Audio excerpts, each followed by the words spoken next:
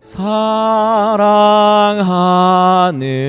자여 내 영혼이 잘됨같이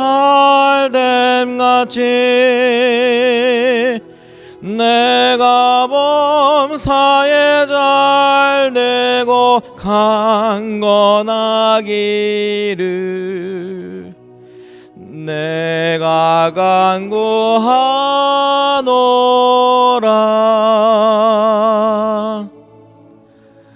하나님 아버지, 우리를 구원하셔서 이렇게 예배에 나와서 예배하게 하신 것만 해도 감사한데 빈손 들고 오지 않고 정성껏 준비한 예물을 가지고 주님 앞에 나아오게 하시니 참으로 감사를 드립니다.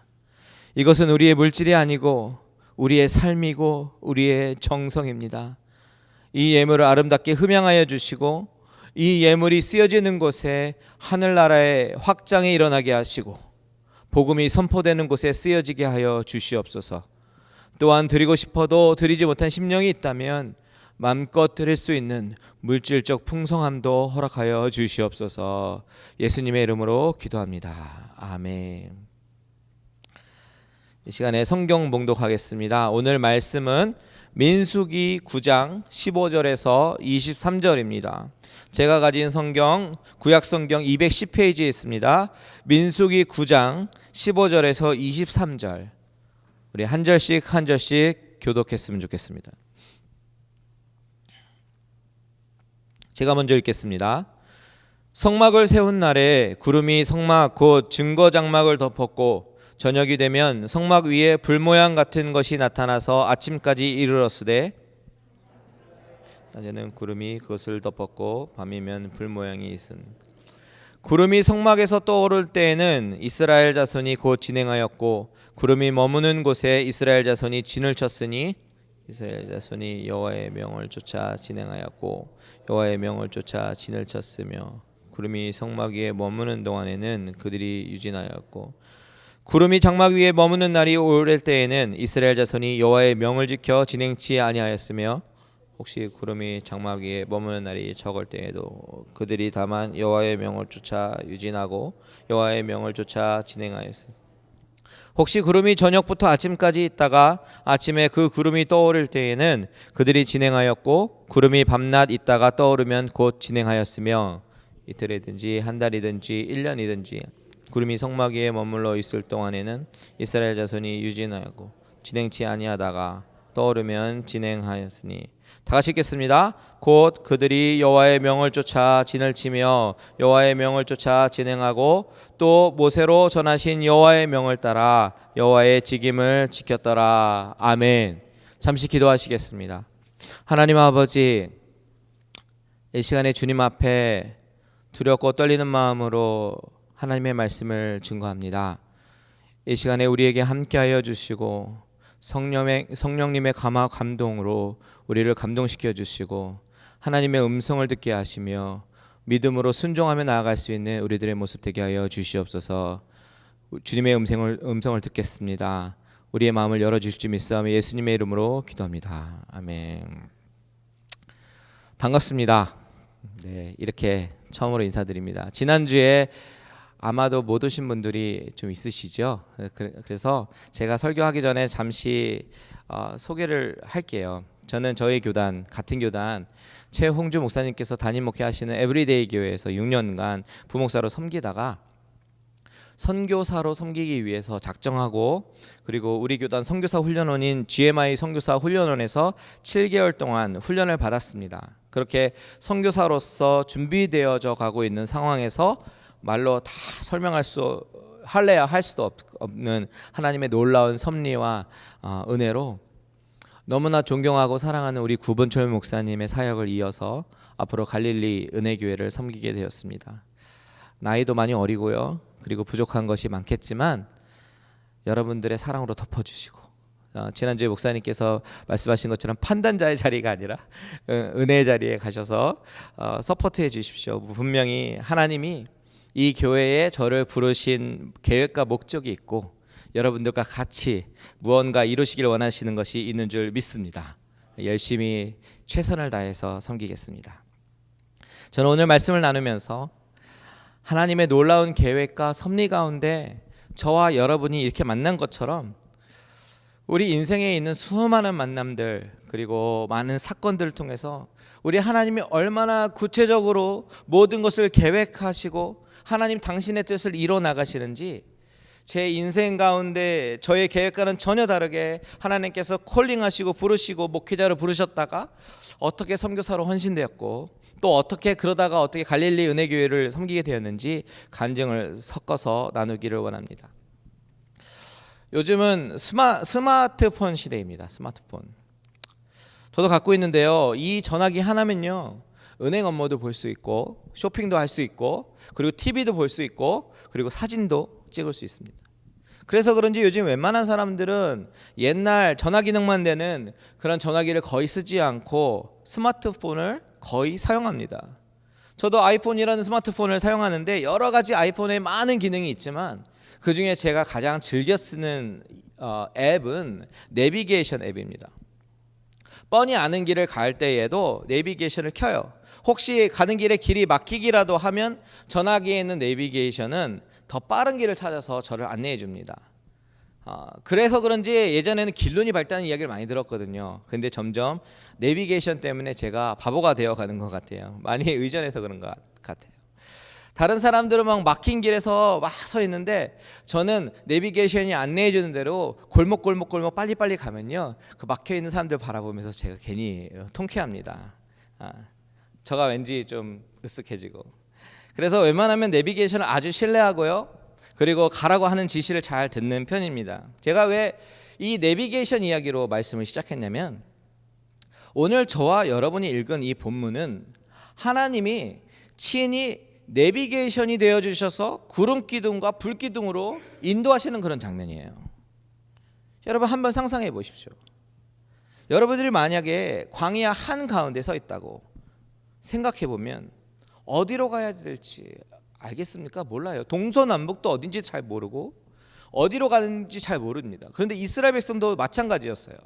광야에 나와서 백성들도 어디로 가야 될지 동서남북도 모르는데 하나님께서 구름 기둥과 불 기둥으로 인도해 주시고 마치 내비게이션처럼 인도해 주십니다.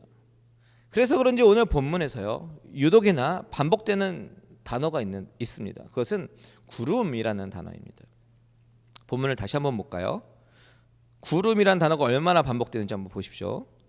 15절, 성막을 세운 날에 구름이 성막 곧 증거 장막을 덮었고 저녁이 되면 성막 위에 불 모양 같은 것이 나타나서 아침까지 이르렀으되 항상 그러하여 낮에는 구름이 그것을 덮었고 밤이면 불 모양이 있었는데 구름이 성막에서 떠오르는 때에는 이스라엘 자손이 곧 진행하였고 구름이 머무는 곳에 이스라엘 자손이 진을 쳤으니 이스라엘 자손이 여호와의 명을 쫓아 진행하였고 여호와의 명을 쫓아 진을 쳤으며 구름이 성막 위에 머무는 동안에는 그들이 유진하였고 구름이 장막 위에 머무는 날이 오랠 때에는 이스라엘 자손이 여호와의 명을 지켜 진행치 아니하였으며 혹시 구름이 장막 위에 머무는 날이 적을 때에도 그들이 다만 여호와의 명을 쫓아 유진하고 여호와의 명을 쫓아 진행하였으며 혹시 구름이 저녁부터 아침까지 있다가 아침에 그 구름이 떠오를 때에는 그들이 진행하였고 구름이 밤낮 있다가 떠오르면 곧 진행하였으며 이틀이든지 한 달이든지 1년이든지 구름이 성막 위에 머물러 있을 동안에는 이스라엘 자손이 유진하고 진행치 아니하다가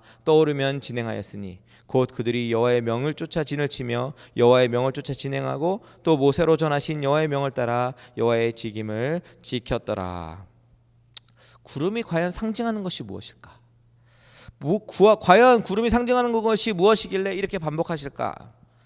여기서 상징하는 구름은 하나님의 영광, 즉 임재를 이야기를 합니다. 그것은 출애굽기 마지막을 보면 알 수 있는데요, 출애굽기가 총 40장으로 이루어졌는데 출애굽기 25장에서 40장까지 그 길고 긴 챕터들을 할애해 가지고 하나님께서 뭘 명령하시냐면 성막을 지으라고 말씀하십니다. 조각목으로 지으고 몇 규빗으로 지으고 높이는 얼만큼 지으고 금을 넣고 너무나 디테일하게 25장부터 40장까지 성막에 대한 이야기를 하시는데, 성막이 완성된 것으로 40장이 딱 끝이 나는데 그 뒤에 아주 흥미로운 이야기가 있습니다. 우리 한번 찾아볼까요? 눈으로. 출애굽기 40장.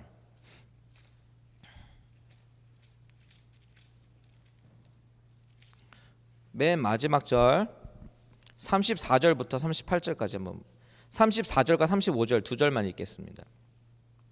출애굽기 40장 34, 35 같이 한번 읽어볼게요. 시작. 그 후에 구름이 회막에 덮이고 여호와의 영광이 성막에 충만하며 모세가 회막에 들어갈 수 없었으니 이는 구름이 회막 위에 덮이고 여호와의 영광이 성막에 충만하였으며 여호와의 영광이 성막에 충만하였다. 출애굽기는 말씀합니다. 이렇게 구름이라는 것은요, 하나님의 임하신 임재를 뜻합니다. 그런데 궁금증이 생겨요. 왜 하나님은 구름이라는 매개체를 이용해 가지고 자신의 임재를 눈으로 보게 하셨을까? 원래 하나님은 눈에 보이지 않으신 하나님이시잖아요. 인비저블 가시잖아요. 그런데 보이지 않는 하나님이 비저블 웨이, 보이는 방법으로 나타나셨어요. 왜 그러셨을까? 그것은 하나님의 임재와 인도하심은 상상 속에 있는 일이 아니라, 관념적인 것도 아니라 우리의 삶에 밀접하게 실제적인 사건임을 강조하기 위해서 하나님은 눈에 보이는 방법으로 인도하시는 거예요. 여러분, 출애굽기 맨 마지막 구절 어떻게 끝납니까? 38절에 시작. 낮에는 여호와의 구름이 성막 위에 있고 밤에는 불이 그 구름 가운데 있음을 이스라엘 온 족속이 그 모든 행하는 길에서 친히 보았더라. 친히 보았더라. 이렇게 얘기하면서 출애굽기는 끝이 나요. 그런데 이런 눈에 보이는 인도하심이 출애굽기 맨 마지막에 성막이 완성되면서부터 그때부터 뒤늦게 시작된 게 아니라, 사실은 하나님께서 그렇게 눈에 보이시는 방법으로 인도하신 것이 출애굽 전체 여정 초반부부터 그렇게 일하셨어요. 출애굽기 13장 21절 22절에 보면 이런 말씀이 있습니다. 제가 읽을게요. 여호와께서 그들 앞에서 가시며 낮에는 구름 기둥으로 그들의 길을 인도하시고 밤에는 불 기둥을 그들에게 비추사 낮이나 밤이나 진행하게 하시니 낮에는 구름 기둥 밤에는 불 기둥이 백성 앞에서 떠나지 아니하니라. 출애굽의 처음 순간부터 거의 초반부터 하나님은 구름 기둥과 불 기둥으로 백성들을 인도하셨어요. 무슨 이야기입니까? 이것은 24시간 365일 그들을 떠나지 않고 동행하시는 하나님의 임재와 동행, 그리고 인도하심의 사인이었어요. 하나님께서 함께 하신다는 것을 어느 누구도 부인할 수가 없었습니다. 왜요? 눈으로 보이니까요. 그런데 오늘 본문에서 중요한 말이 있습니다. 16절입니다. 오늘 본문 민수기, 다시 한번 본문으로 돌아와서 민수기 9장 16절 시작. 항상 그러하여 낮에는 구름이 그것을 덮었고 밤이면 불 모양이 있었는데, 어떻게 시작하고 있어요? 항상 그러하여 라고 시작합니다. 우리는 이 말을 기억해야 됩니다. 하나님의 임재와 인도하심은 항상 그랬었다라고 이야기를 합니다. 이 말씀이 오늘 우리에게 하시는 말씀이 무엇입니까? 신실하신 하나님, 항상 그러하신 하나님께서 당신의 백성들을 인도하시는 방법이 항상 그러했었다라는 거예요. 이 의미는 또 어떻게 해석할 수 있냐면, 하나님이 인도하시는 방법이 항상 그랬었다라면 현대를 살아가고 있는 저와 여러분들의 삶 가운데서도 항상 그렇게 인도하셨고 앞으로도 항상 그렇게 인도하시겠다라는 말씀입니다. 하나님의 인도하심은 상상 속의 인도하심이 아니에요. 하나님의 인도하심은 이스라엘 백성들만의 사건이 아닙니다. 하나님의 인도하심은 이스라엘 백성들을 인도하신 그 방법대로, 눈에 보이는 그 방법대로 지금 우리의 삶 가운데서도 인도하시고 계십니다. 다만 우리가 그것을 믿음의 눈으로 바라보지 못하는 것뿐이죠. 저는 여러분들이 어떤 인생을 살아오셨는지 잘 알지 못합니다. 그런데 제가 이전 교회에서 부목사로 교구 담당을 할 때는요, 여러 가정을 신방하게 되었습니다. 제가 맡은 교구만 해도 한 100가정 정도의 성도가 되어가지고 신방 다니면서 정말 많은 성도님들을 만났습니다.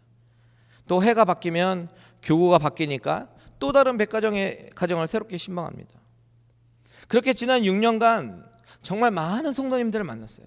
신방하면서 그분들의 삶의 이야기를 들어보면요, 정말 다 놀라운 간증들이 있어요. 미국에 오게 된 여정, 하나님을 믿게 된 여정, 교회에 오게 된 여정들을 들으면 그 파란만장한 인생 가운데 정말 이 모든 일을 하나님께서 하셨다라고 밖에 고백하지 않을 수가 없어요. 여러분, 저는 아직 여러분들이 한 가정 한 가정 어디서 태어나셨는지, 어느 지역에서 어떻게 토렌스로 오게 되셨는지, 어떻게 갈릴리 은혜교회로 오게 되셨는지 잘은 모르지만 분명한 것은 이 모든 것을 하나님께서 계획하셨다라는 사실을 항상 기억하시기 바랍니다. 저만 해도 그렇습니다. 제가 지금 여기 여러분 앞에 서서 예배를 같이 드리고 하나님의 말씀을 나누게 되고 갈릴리 은혜교회를 섬기게 된 모든 여정은요, 제 인생 가운데 계획하신 하나님의 놀라운 은혜입니다. 그 인생의 과정을 돌아보면 신기한 것이 한두 개가 아니에요. 어떻게 미국에 갈래야 갈 수도 없는 가난한 목회자의 아들이 하나님의 인도하심과 계획함으로 미국 땅까지 온 것도 신기하고, 미국에서 공부하고 삶을 이어나갈 수 있었던 것도 신기하고요. 여러분들도 그동안 이민 생활하시면서 얼마나 우여곡절이 있으셨습니까? 정말 소설로 쓸 수 있을 만큼 남들이 모르는 아픔이 있었고, 남들이 모르는 사이에 눈물을 흘렸고, 그러면서도 하나님의 위로하심과 만져주심을 경험하면서 하루하루 살아갈 수 있었던 수밖에 없었던 수많은 이야기들이 있을 것입니다. 그런데 우리가 고백하는 것이 무엇이에요? 그래도 이 모든 것이 하나님의 은혜입니다. 하나님께서 인도하셨습니다.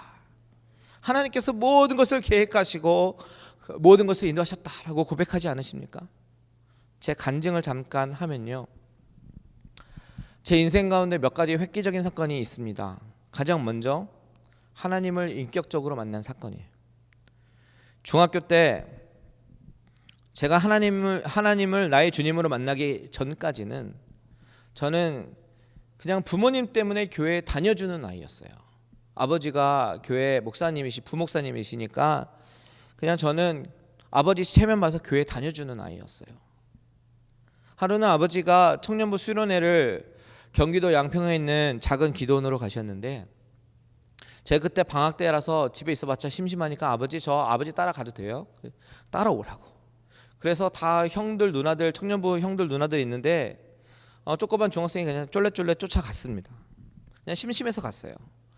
여느 수련회처럼 밤에 기도의 시간이 되었습니다. 기도의 시간에 저는 기도하지 않고 이제 형이랑 누나들을 막 관찰하기 시작하는 거예요. 이렇게 어떻게 기도하지 보는데, 어떤 누나는 막 너무 열심히 기도하고요, 어떤 누나들은 막 울면서 기도하고, 어떤 형들은 막 방언으로 기도하기 시작하는 거예요. 내가 보기에는 다 미친 사람 같은 거예요. 왜 저렇게, 과연 뭐 때문에 저렇게 울면서 이상한 방언을 하면서 기도하는 걸까 궁금하기 시작했습니다. 그래서 저는 궁금해서 하나님이 진짜면, 하나님 진짜 계시면요, 저 형 누나들 만나주시는 것처럼 저도 만나주세요 라고 기도했어요. 한 5분 정도 그렇게 기도했나요? 지나니까 갑자기 하나님은 제 마음 가운데 그동안 제가 그렇게 지었던 죄를 하나씩 생각나게 하셨어요. 구본철 목사님 쓰신 책 가만히 있어도 라는 책에 보니까 앞부분에 너 누구냐 라는 챕터가 있습니다. 너 누구냐 소리가 들려서 두리번거리다가 너 누구냐 그 음성이 들려서 순간 이것이 주님의 음성이구나. 전 구본철입니다. 가족이 누구고 직장이 뭐고 신앙생활 이렇게 기타 등등 이야기하니까 또 그 음성이 너 누구냐. 다시 부르시는 주님의 물음에 눈물이 주르르 흐르면서 주님 전 죄인입니다 라고 고백한 이야기를 읽었습니다. 그 책을 읽으면서 얼마나 가슴이 뭉클했는지 몰라요. 왜냐하면 저도 비슷한 모먼트가 있었기 때문에, 비슷한 경험을 했기 때문에 바로 그 상황이 생각이 났어요. 수련회 기도 때 성령님께서 제 마음을 감동하시니까 그동안 부모님께 거짓말했던 것들, 친구 집에 가서 그냥 훔쳐왔던 것들, 동네 아이들 그냥 막 때렸던 것들 하나씩 떠오르기 시작했습니다. 죄를 고백하고 회개하지 않을 것 같은 그런 마음을 주셔서 용서를 구했습니다. 그랬더니 하나 용서를 빌면 또 다른 죄가 생각나고, 그 죄를 또 용서를 빌면 또 다른 죄가 생각나고, 그렇게 해서 1시간 정도 막 울면서 회개했습니다. 제가 그렇게 추악한 죄인인지 몰랐습니다. 그냥 울었어요. 마음이 찢어지는 것 같았습니다. 내가 지은 죄 때문에 우리 주님이 고난당하셨다라는 사실이 머리에서 가슴으로 내려와서 펑펑 울었습니다. 울고 또 울었습니다. 하나님은 그렇게 저에게 찾아오셨습니다. 내 실존을 바라보게 하셨어요. 그리고 나를 용서해달라고 회개했을 때 눈물의 기도 이후에 찾아온 마음의 평안과 구원의 확신을 경험하게 되었습니다. 이것이 바로 저의 중생의 경험입니다. 여러분, 중학생이 죄를 지으면 얼마나 찢겠습니까? 하지만 우리가 생각하고 판단하는 죄의 경중이 아니라 하나님 앞에 서 있는 죄인의 모습으로 회개를 하니까 하나님은 놀라운 구원의 기쁨을 주시고, 중학생의 입에서 주님, 예수님은 나를 위해서 십자가에 그렇게 고통받으시고 돌아가셨는데 저는 주님을 위해서 할 수 있는 게 아무것도 없네요. 제 인생을 주님께 드리겠습니다 라고 기도하였습니다. 그리고 그 기도는 평생 저를 주의 종으로 헌신하게 만들었습니다. 때로 아버지가 개척교회 목회를 하시는 것을 바라보면서 목사의 자녀로서 상처받는 그 PK의 상처들이 있거든요. 나는 저렇게 살고 싶지 않다, 저렇게 가족들을 희생해가면서 살고 싶진 않아 라고 생각이 들어서 다른 길로 다른 길로 가려고 계획할 때마다 하나님은 어김없이 다시 찾아와 주셔서 다시 은혜를 경험케 하시는 거예요. 다시 결단하게 하시는 거예요. 그래서 제가 총신대학교 신학과에 입학하게 되었습니다. 두 번째 사건은, 제 인생의 획기적인 두 번째 사건은, 제가 대학 다닐 때 낙도 선교회를 알게 된 것입니다. 종신대학교 신학과에 입학했는데 낙도 선교회라는 그룹에 가게 되었습니다. 그 그룹은 방학 때마다 조그만 섬에 가서 그 마을 사람들에게 전도하는 그런 그룹이었어요. 그런데 하루를 정리하고 제가 팀장이 돼서 사람들과 같이 낮에 집집마다 문을 두들기면서 만나고 전도하고 그랬는데, 그 하루를 정리하고 기도를 하는 기도의 시간에 하나님은 제 마음 가운데 찾아오셔서 오늘 만났던 그 영혼들을 한 영혼 한 영혼 기억나게 하시는 거예요. 근데 기억만 하는 게 아니라 애통하는 마음을 주시는 거예요. 너무 마음이 아팠어요. 그 영혼들을 바라보면서 너무 마음이 찢어지는 걸 경험했어요. 아, 이것이 하나님의 마음이구나. 하나님이 잃어버린 영혼들을 바라볼 때 이렇게 마음이 찢어지게 아파하시는구나 라는 것을 가슴으로 알게 되었어요. 그 이후로 저는 잃어버린 영혼을 향한 하나님의 시선을 알게 되었습니다. 또한 낙도 선교회에서 제 사랑하는 아내를 만났어요. 그래서 중요한 거예요. 신앙과 비전이 같은 그런 어여쁜 아내를 하나님께서 준비해 주셨습니다. 그때 당시 저는 영혼에 대한 마음을 가지면서 내가 선교사로 헌신할 거라고는 생각은 못하고 그냥 단순히 내가 목회를 하게 되면 영혼을 살리는 그런 선교에 힘을 많이 쓰는 목회를 할 것이다 라고 생각을 했습니다.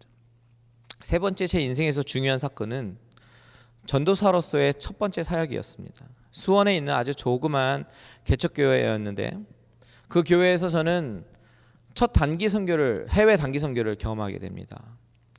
말레이시아로 단기 선교를 가게 되었는데, 밀림에 사는 그 원주민들을 바라보면서 하나님은 저에게 흥분된 마음을 허락하셨어요.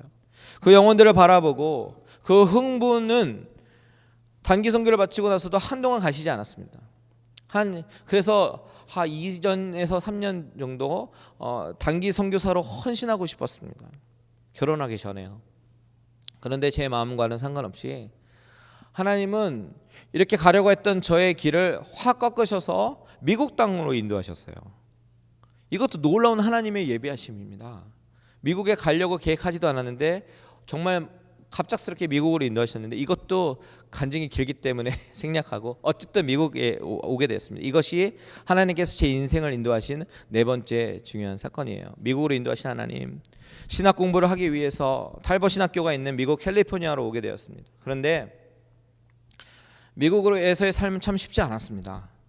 낯선 문화에 적응해야 됐고 영어를 배우는 일이 쉽지 않았고, 또한 양가 부모님이 개척교회 목회자였기 때문에 재정적으로 서포트를 전혀 할 수 없는 상황이었기 때문에 저도 아내도 흔히 이민자들이 겪는 그런 일들을 많이 겪었습니다. 세탁소에서 프레스맨이라고 부르는 옷도 다리고 피자 배달도 하고 샌드위치 집에서도 일을 하고 열심히 일하면서 영어를 배웠습니다. 그런데 이 모든 것이 하나님께서 준비하셨구나라는 것을 나중에 깨닫게 하셨어요. 그 당시에는 그걸 깨닫지도 못하고 하루하루 살기에 바빴거든요. 그러다가 아내가 일하던 유치원으로부터 영주권을 받게 되었고, 저는 영주권을 받자마자 군대에 미국 군의 미 육군의 군목이 되면 어떨까 해서 지원해서 미 육군 소위로 인관해서 그 장교로 군목학교에 입학하였습니다. 미군에서 젊은이들에게 비전을 심어주고 싶었고요. 그 당시 아프가니스탄과 이라크에 많이 파병된 그 젊은 청년들에게, 그 사람들이 얼마나 두렵겠습니까? 언제 죽을지 모르는 그런 두려움에 떨고 있는 청년들에게 죽음 이후의 삶에 대해서 복음을 선포하고 싶었습니다. 그런데 하나님은 또 제 뜻과는 전혀 또 다르게 하나님의 계획은 달랐습니다. 한인 목회를 잘 감당하고 계시는 에브리데이 교회 최용주 목사님을 만나게 하셨어요. 그래서 처음에는 파트타임 군인이었고 파트타임 사역자였고 파트타임 학생으로서 그렇게 사역을 하게 되었습니다. 그런데 최용주 목사님을 알면 알수록, 교제하면 교제할수록 미군으로서의 삶보다는 이분께 좀 더 배우고 싶다라는 생각이 강하게 들어서 제대 신청을 하게 되었습니다. 제대를 하고 에브리데이 교회에서 풀타임 부목사로서 사역을 하게 되었어요. 그것도 하나님께서 놀라운 계획하심이었어요. 3,000명 되는 성도가 모이는 대형교회에서 사역하다 보니까요, 처음에는 바쁘고 익사이링하고 배울 것이 너무 많았습니다. 그런데 시간이 지나면 지날수록 같은 패턴에 반복되는 그런 삶들이 저를 매너리즘에 빠지게 만들었어요. 그냥 익숙해져 가는 거예요. 매일 같은 패턴의 삶들, 경제적으로 점점점 안정되어져 가고 성도들에게 사랑을 많이 받았고, 그 미군 출신이니까 어떻습니까? 군대에서 받을 수 있는 많은 그런 베네핏들이 많거든요. 받을 수 있었고, 점점 모든 것이 미국에서 살기에 안정되어져 가고 있었습니다. 미국에서의 삶이 고생의 시기를 이제는 넘어서서 이제는 점점 안정되어져 가고 삶이 나아지기 시작했습니다. 6년간 사역했는데 그렇게 현실에 안주할 때에 하나님은 어느 날 저에게 찾아오셔서 새로운 마음을 주셨어요. 너무나 뜬금없이 찾아오신 하나님은 선교의 열정을 주시기 시작하셨어요. 제가 그 교회에서 선교부 담당도 하게 되었는데 선교사님들과 연락해야 됐고, 그리고 선교지도 방문하였고, 그러면서 하나님은 제 안에 잠자고 있었던 선교와 영혼을 향한 마음에 불을 지피기 시작하셨어요. 어느 날 새벽 예배를 마치고 기도를 하고 있는데 하나님은 15년 전 제가 한국에서 전도사로 있었던 그 시절에 말레이시아 단기 선교에 다녀온 것을 기억나게 하셨어요. 너무 뜬금이 없었어요. 그런데 이상한 거는 마음이 막 요동을 치는 거예요. 그때 단기 선교 이후에 흥분되고 내가 단기라도 선교사로 가겠습니다라고 했던 그런 헌신했던 순간들이 떠올랐고요. 그때 흥분과 감동이 다시 찾아오는 거죠. 그때 말레이시아 시골 정글에 사는 원주민들을 대상으로 단기 선교를 했었는데 그때 받았던 영적인 충격과 그런 감동, 흥분, 이런 감정들이 다시 막 살아나는 거예요. 하나님이 부르시는 것 같아요. 그런데 미국의 삶이 너무 안정되었던 저에게는 그런 흥분과 감동 때문에 쉽사리 선교사로서 삶을 결정할 수가 없었습니다. 특별히 사춘기에 접어든 자녀들 때문이라도 쉽게 감정적으로 결정할 수 없었습니다. 저는 목회를 하려고 했지 선교를 갈 거라고 생각하지 않았습니다. 그런데 하나님께서 감동을 계속 주시는 거예요. 그래서 이건 한순간에 그냥 감동일 거야 하고 애써 외면했습니다. 그런데 하나님의 감동은 집요하게 시작되었습니다. 며칠이 되어도 며칠이 지나도 그 감동이 식어지지 않고 마음이 요동을 쳐서 일부러 아내에게 얘기 안 하고 혼자서 끙끙 앓고 있다가 어느 날 저녁에 오늘은 말을 해야겠구나. 침실에서 자고 있는 아내에게 말을 하게 됩니다. 여보, 자? 아니 왜? 할 말이 있는데 그랬더니 뭔데? 며칠 전부터 하나님께서 계속 선교의 마음을 주시는데 어떡하지? 그랬더니 대답 없이 정적이 흐르는 거예요. 그리고 한참 후에 아내가 말하기를 그럼 기도해야지. 아내와 함께 침대에서 내려와 무릎 꿇고 기도를 하는데 성령님께서 강하게 감동하시는 걸 느껴져요. 하나님께서 함께 하심이 느껴지는 거예요. 방언이 막 바뀌고 기도가 평소에 하던 기도가 아니라 뭔가 좀 달랐습니다. 하나님이 무언가 준비시키시는구나. 그리고 그때부터 아내와 저는 하나님의 말씀에 집중하기 시작했습니다. 하나님의 뜻을 알고 싶었어요. 이게 그냥 순간의 감동이 아니라 하나님 확실한 응답을 해주세요. 이런 확실한 응답을 기대했습니다. 그런데요, 기도를 하면 할수록 하나님은 가라 혹은 가지 마라 하는 그런 응답이 아니라 현재 내가 가지고 있는 것에 대해서 내려놓게 하시는 거예요. 하나씩 하나씩 포기하게 하시는 거예요. 만일 이것이 하나님의 부르심이라면, 콜링이라면 그 길이 어떤 길이든 순종하겠다라는 그런 순종의 마음을 주셨어요. 그래서 나중에는 어느 정도 미국의 삶에 대한 마음도 포기하고 선교 쪽으로 가닥을 잡고 마음을 정리했습니다. 그러다가 저의 담임 목사님이셨던 최용주 목사님께 이야기를 해야 되는 그런 시기가 왔어요. 그래서 목사님 선교 가겠습니다 말씀드렸더니 목사님이 너무 놀라시면서 그리고 동시에 하나님의 길에 순종하며 가는 모습에 너무 기뻐하시면서 선교 훈련은 우리 교단 GMI 훈련원에서 GMI 선교사 훈련원에서 받으라고 가이드를 해주셨습니다. 하나님께서 계속해서 주셨던 마음이 순종이었기 때문에 미국 큰 선교단체로부터 훈련을 받고 싶었지만 그 말씀에 순종해서 교회를 사임하고 지난 3월에 한국 연천에 가서 GMI 선교사 훈련원으로 들어가서 훈련생으로서의 삶을 시작하게 되었습니다. 가서 아주 많은 훈련을 받았지만 그 중에 단연코 유익이 됐었던 훈련은 기도의 훈련이었어요. 부끄럽지만 목회자면서도 1시간 이상 기도하는 것이 버거운 것이 사실이었습니다. 하지만 선교사 훈련원에서 기도 훈련은 타의 추종을 불허하거든요. 새벽 4시 반에 기상해서 5시부터 3시간 동안 매일매일 기도를 시켜요. 어쩔 때는 4시간도 기도합니다. 여러분 말이 3시간이죠. 3시간 기도하는 거 처음에는 정말 혹독한 중노동입니다.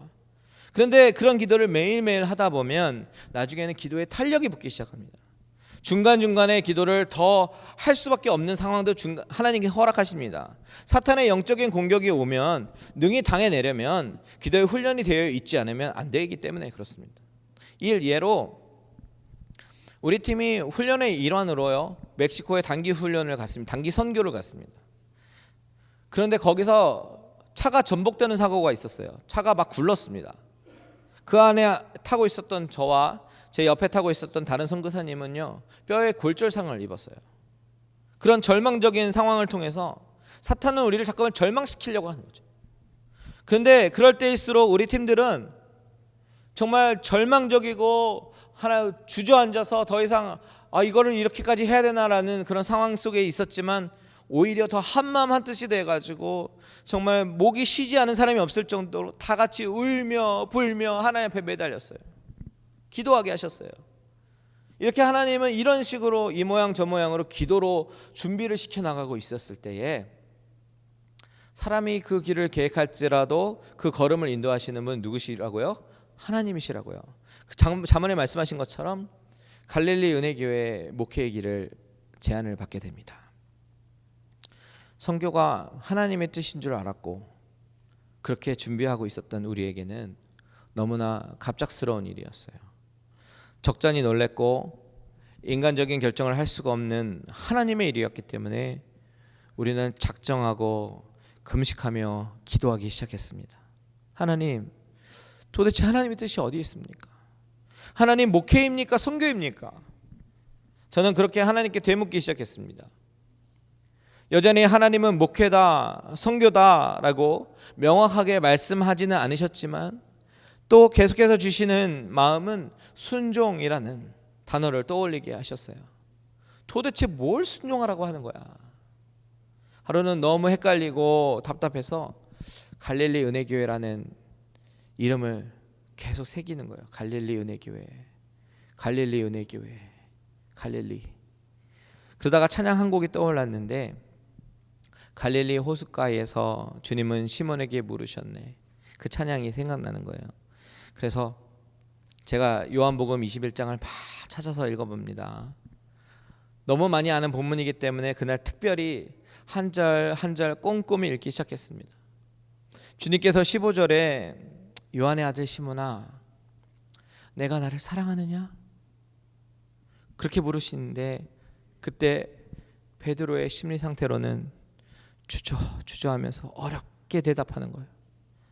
내가 주님을 사랑하는 줄을 주께서 아십니다. 이렇게 대답을 합니다. 그때 주님께서는 내 양을 먹이라 라고 사명을 주시죠. 그 말씀을 묵상하면서 이거 뭔가 주시는 것 같은데, 하나님께서 뭔가 깨닫게 하시는 게 있는 것 같은데, 그러면서 계속 묵상하기로 작정하고 일단 성경을 덮었습니다. 그리고 그로부터 며칠이 지난 후에 선교훈련원의 한경호 목사님께서 강의하시면서 리더에 대해서 강의를 하시면서 그냥 스쳐 지나가면서 선한 목자라는 단어를 언급하셨어요. 그런데 그 단어가 저에게 갑자기 클릭이 되면서 요한복음 10장을 찾게 만들어요. 10장을 막 찾아서 선한 목자, 그래서 찾아서 읽기 시작합니다. 11절에 나는 선한 목자라. 선한 목자는 양들을 위하여 목숨을 버리거니와. 그리고 14절 15절에 나는 선한 목자라. 내가 내 양을 알고 양도 나를 아는 것이 아버지께서 나를 아시고 내가 아버지를 아는 것 같으니 나는 양을 위하여 목숨을 버리노라. 양을 위하여 목숨을 버리시는 선한 목자 예수님. 그래서 요한복음 21장을 다시 펼쳤습니다. 다시 묵상하기 시작합니다. 베드로야, 베드로야, 내가 나를 사랑하니? 주님, 저는 비록 주님을 3번이나 배반했고 감히 주님을 사랑한다고 말하기도 부끄러운 거 아시죠? 그래도 주님이 저에게 주님을 사랑한다고 부르신다면 부끄럽지만 감히 용기를 내서 말씀드릴게요. 주님이 나를 사랑하시는 것만큼은 아니지만 제가 주님을 진심으로 사랑합니다. 주님 아시죠? 그래? 그럼 내 양을 좀 맡아서 먹여주지 않을래? 나는 선한 목자야. 선한 목자는 양들을 위해서 목숨을 버리는 것이 선한 목자인데, 나는 내 양들을 위해서 기꺼이 십자가에 못 박혀서 내 목숨을 버렸는데, 이제 나는 이 세상에 없을 거고 하늘의 처소를 예배하러 올라갈 거고, 그런데 베드로야, 너가 나 대신 내가 그토록 내 목숨을 다해서 사랑하는 그 어린 양들을 위해서 너의 목숨을 바치고 먹여주고 사랑해주고 나 대신 돌봐주지 않을래? 그렇게 묵상하는데 우리 주님이 얼마나 영혼을 사랑하시는지, 그리고 그 사랑하는 영혼을 나에게 맡기기를 원하시는지 가슴으로 쿵 하면서 다가오는 거예요. 하나님, 이것이 하나님께서 나에게 맡겨주신 새로운 사명이면 순종하겠습니다 라고 다짐했고 오늘 이 자리에 서게 되었습니다. 여러분, 저와 여러분들의 삶은 우리가 겉으로 보기에는 우리가 우리의 삶을 매니지하는 것 같고 내 마음대로 계획하는 것 같지만 실제로 그 발걸음을 인도하시는 분은 우리 하나님인 줄 믿으시기 바랍니다. 중요한 것은 하나님께서 지금도 우리의 삶을 인도하신다는 것을 인정하는 것과 그 인도하심에 순종하는 그런 순종하는 마음에 있어요. 이게 중요한 거예요. 여러분, 하나님은 결코 실수가 없으십니다. 오래전부터 계획하셨고 나를 그의 합당한 도구로 사용하시기 위해서 조금씩 준비하고 계셨고 지금도 준비하고 계시고 훈련시키고 계십니다. 그런데 여러분, 중요한 것은 바로 그 하나님, 나의 인생을 이렇게 섬세하고 구체적으로 인도하셨던 그 하나님이 저 이광세의 인생만 그렇게 세세하게 인도하시는 것이 아니라는 사실이에요. 오늘 본문 속에서 구름 기둥으로 불 기둥으로 인도하시는 그 하나님은 이스라엘 백성들만의 하나님이 아니십니다. 그 하나님은 바로 여러분의 하나님도 되신다는 사실을 믿으시기 바랍니다. 오늘 본문에 보면 하나님은 구름으로 임재하셨어요. 눈으로 보이는 방법으로 나타나시고 인도하셨어요. 왜 보이지 않는 하나님이 눈에 보이는 방법으로 인도하셨을까? 하나님의 인도하심은 이론이 아니라 실제이기 때문에 그렇습니다. 저는 여러분이 하나님의 인도하심을 머리로서가 아니라 피부로 느끼시기를 주님의 이름으로 축복합니다. 하나님은 우리의 인생의 선장이 되어주시고 주인이시기 때문에 어떠한 내비게이션보다 더 세밀하고 정확하게 우리의 인생을 인도하실 거예요. 그것을 인정한다면 우리가 해야 될 일이 무엇입니까? 내비게이션을 신뢰하니까 믿고 우회전하라면 우회전하고 좌회전하라면 좌회전하는 것처럼 하나님이 우리의 인생의 인도되심을 인정하면 첫 번째 그분을 신뢰하는 것, 두 번째 그분께 순종하면 되는 것이에요. 그래서 바로 오늘 본문에서 강조하고 있는 또 다른 단어는 여호와의 명령을 따라라는 거예요. 한번 본문을 한번 보십시오. 볼펜이 있으신 분들은 밑줄을 그으셔도 좋겠습니다. 18절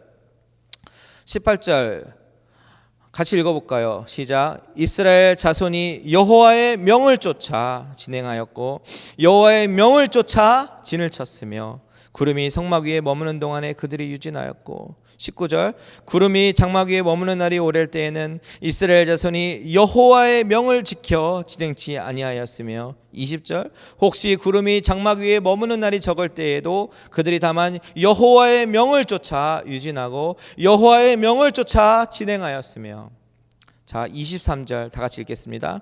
곧 그들이 여호와의 명을 쫓아 진을 치며 여호와의 명을 쫓아 진행하였고 또 모세로 전하신 여호와의 명을 따라 여호와의 직임을 지켰더라. 구름이 성막 위에 떠오르면 출발하라는 하나님의 명령이지 하고 텐트를 막 걷기 시작합니다. 그리고 질서를 지키고 출발하는 겁니다. 그리고 구름 위에 성막 위에 앉으면 행진을 멈추고 하나님께서 여기에 머무라고 하시는 거구나 하고 진을 치는 거예요. 이것이 바로 하나님을 철저하게 신뢰하는 자의 모습입니다. 저는 오늘 본문 말씀을 통해서 저와 여러분들이 정말 철저하게 우리를 돌아보는 시간이 되었으면 좋겠어요. 말만 하나님을 믿는다고 하지 않고 정말 내 삶을 전적으로 하나님께 드리고 나를 서렌더하고 항복하고 하나님 앞에 드리는가. 내비게이션의 말을 잘 들으면 잘 안 들으면 다시 돌아와야 돼요. 근데 그것처럼 그분께 납작 엎드리고 인도하심을 구하는 저와 여러분들 되시기를 주님의 이름으로 축원합니다.